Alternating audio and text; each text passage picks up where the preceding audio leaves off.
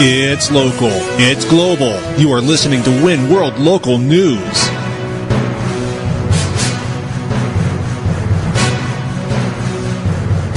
Win World Local News with Potter Smittss.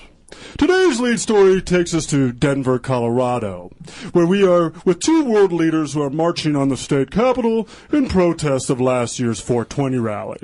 We go live to Denver to our Win correspondent, Dude Bra, who's standing by his side with Vladimir Putin and Barack Obama. Dude? Hey, Potter. I'm here with two world leaders who are coming together to unite behind the cause of 420. They are together, marching together, bridging international boundaries and gaps behind a common cause. Mr. Putin, welcome to America. Thank you very much. It's good to be here, and I am here to voice my support for the 420 marijuana cause, because as a government leader, as the figure of a country, I like a populace that has weak minds. Oh, well, strong words from President Putin. Mr. President, Mr. Barack Obama, first, what an honor. But now Mr. Putin has come a long way and voiced his support. You two have not always seen eye to eye on certain issues, but here you are united together. Yeah, we are united on the cause. However, I must say I disagree with the fact that the people of Denver, Colorado, and the United States are weak-minded. We are united because we're going to put the whole beef behind us with the Ukraine and the Russia conflict, and we're going to get some solidarity through that medical marijuana. Well, Mr. President, I hate to disagree with you, but I must side with Mr. Putin in that the citizens of Denver, and I myself included among them, have become noticeably weaker-minded since last year's January 1st initiative. Thank you, dude, bro. Your support is very much appreciated, and if you ever wish to come to my country, I will treat you very well with caviar, fine caviar. Oh, well, thank you, Mr. President Putin. But Mr. Obama, Mr. President, how do you respond to such claims? Well, I guess I can be a little bit more candid and honest, since I will not be going through another election cycle. I have noticed the populace in the United States is a little bit more accurate, as you would say, Mr. Bro and Mr. Putin. They have become a little bit more weak-minded. But at the end of the day, we are still a great nation, and we still have a reason to unify with the rest of the world around the 420 rally. Vladimir, why are you laughing at me, Vladimir? You are a silly president. That is funny to me that you can only be president for 8 years, whereas I will be president of Russia forever. Well, let's be honest with this, Vladimir. You are not a president. You are a dictator. You are a totalitarian dictator. Mr. President, let's not throw around such harsh terms as the D word here. Mr. Putin has traveled far to support this cause. Look at this. Look at this, President Obama. Your own United States citizens abandon you and wish to join me. I speak to all of you 420ers.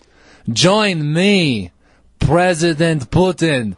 President for life. President for as long as Earth is around.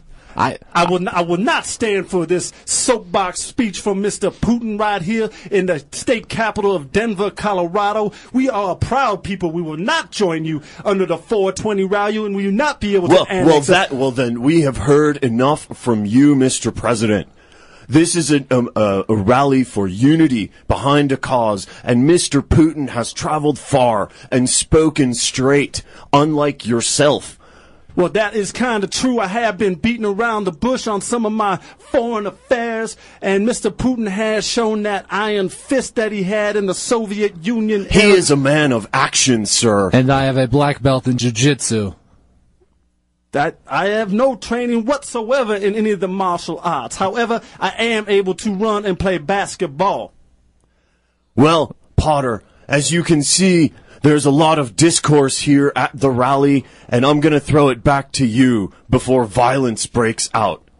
Well, thank you, dude. Our next story takes us to a little bit more significant than what we just heard. It takes us to Independence, Missouri. There, a blind boy has taught a dog how to speak fluent Independence English. More on the story. Let's go live to Independence to our WIN correspondent, Jim Kelly. Jim? Oh, well, thank you, Potter. I am here, and I am frankly astounded. The scene here in the town square at Independence, Missouri is packed. People are all around, and we have our young hero, blind Jethro Tull, here with his puppy, Lung. Hi there, thank you for having me and my dog, Lung. We're really proud and happy to be here, and we hope that people listen to Lung when he talks, because he's a good talker. Yeah, I just want to say that I am able to speak perfect Independence fluent English. Ruff, ruff. Oh, that is incredible. That is, I hope you heard that, Potter. The first English words spoken by a dog. Well, that is quite compelling. And I just want to point out for those who can't see, but Mr. Kelly, the reason my dog doesn't have teeth, and part of this rally is we want to bring people attention to my dog, and that he can talk is a miraculous thing, and he could talk and enunciate a lot better if he just had some teeth. And so we hope that people will donate and visit lungsteeth.org or .com. We're still figuring out a domain name. Well, that's a wonderful cause, Jethro, and you'll have to keep us updated. Now, what I think we would all like to know is how exactly you trained him to speak. Well, I may be blind, but you don't need to see to speak.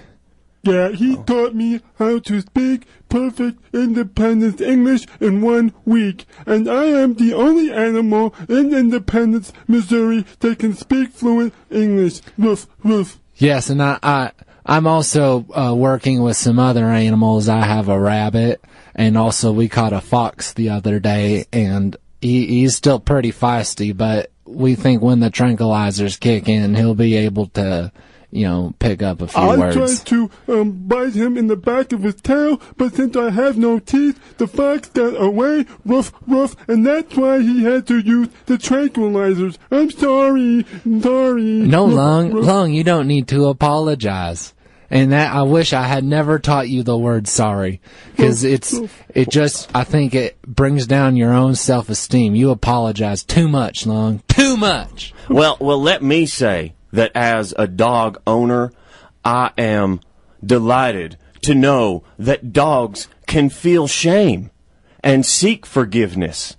Oh yeah, and now they can word it, and we're working on an audio diary for Lung, and we're gonna hope to publish that through one of them big publishers, like the one that has a Penguin. That's it. And we're talking with Penguin. Yeah, and he's trying to get me to be the poster boy of PetSmart. Woof, woof. Well, I wish you the best of luck in those pursuits, Lung. And Jethro, we will be following your animal speechifying career for, as long as I am alive, I'm sure. So thank you both for being here. And Potter, we're throwing it back to you. Thank you, Jim. And let's go to the World Sports Desk, where today tear gas flamethrowers were broken out in a Polish soccer match. Let's go live to our correspondent, Fired Up Frank in Warsaw, Poland. Fired up? Oh, Potter, it's pandemonium out here. People are running all over. People have been trampled. From what I can tell, the score is Poland has trampled 5 civilians and Lithuania has trampled 3. So the score is currently 5 trampled to 3. The riot is ongoing, and when we have a final score, we'll get back to you.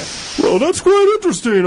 Maybe to a little bit something more passive, let's go to the Global Weather Station with Daisy Rainmaker. Daisy, tell us what's going on around the world. Hi, there's a lot of weather around the world, and it's very different depending on the region you're in. Well, that's fantastic. Can you maybe elaborate a little bit, Daisy? Well, in some places there's rain, in other places it's pretty windy, and, well, the sun is out. Because the sun is a star in our galaxy, so the sun is always out, technically. Well, that's fantastic, Daisy. Well, that looks like that might conclude our show today. And let us make sure that you come back after the next segment for Win World Improv Network on KZKO.